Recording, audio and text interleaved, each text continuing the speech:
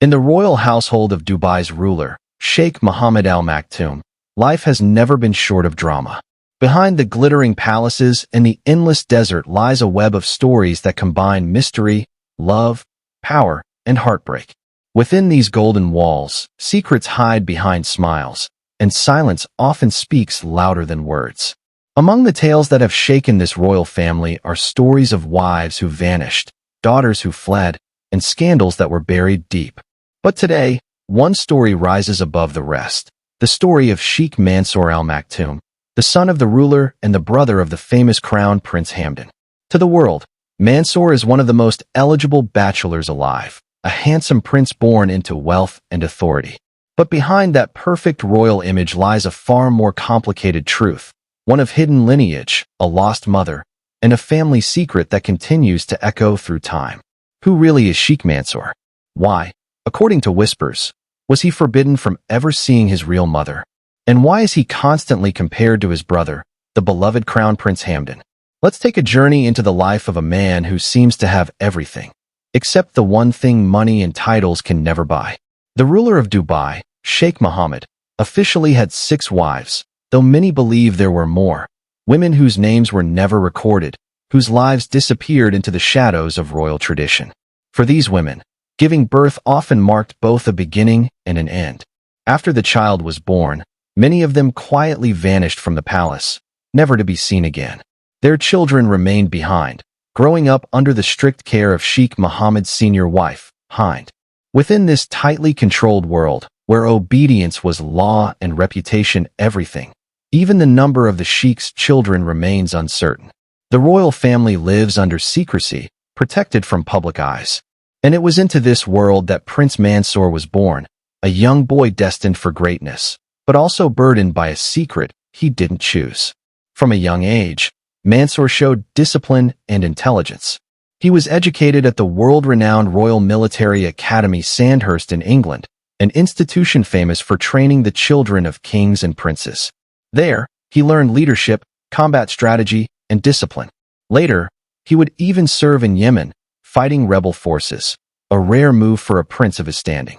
Trained to pilot aircraft and gifted in sports, Mansoor became a symbol of strength and dignity.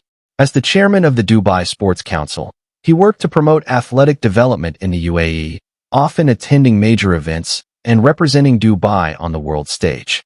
He also heads the Zad Charity Foundation and participates in countless social and humanitarian causes.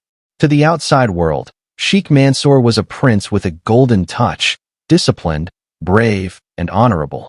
But behind those royal duties lay a story that the palace has long kept hidden, the truth about his mother. According to official documents, Mansoor is said to be the son of Sheikh Mohammed's Algerian wife, Hira. Yet, for years, within private circles and among confidential letters, another name whispered through the corridors, Paulina Abi Racht, a name almost erased from history. Paulina, or Pina, as she was sometimes called, was said to be a Lebanese woman, ordinary in background, Christian by faith, and far removed from the elite world of royals. In the early 1980s, she caught the attention of Sheikh Mohammed. What began as an affair of the heart quickly turned into a forbidden chapter in royal history. Paulina gave birth to 2 children, a daughter, Maryam, and a son, Mansoor. Their existence challenged tradition. To have a Christian mother in a Muslim royal household was seen as scandalous, something that had to be hidden. Then came a 3rd child, Suhail, born after Paulina escaped from the palace while pregnant. That act of escape would forever change her destiny. Once outside, Paulina's life was a harsh contrast to the luxury she had known. She fled to Lebanon, where she struggled to survive, raising her son Suhail alone with little support. Her exile was not only physical, but emotional. Sheikh Mohammed reportedly cut off all contact and financial aid.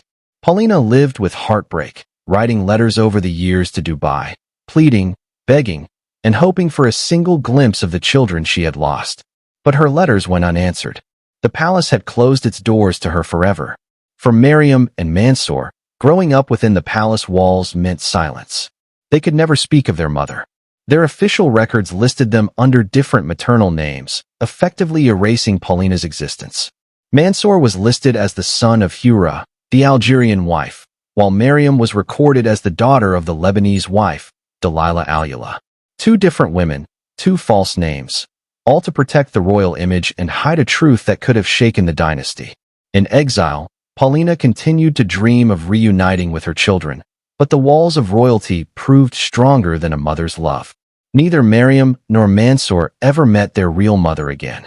Meanwhile, Suhail, her youngest son, grew up free, far from palaces and guards.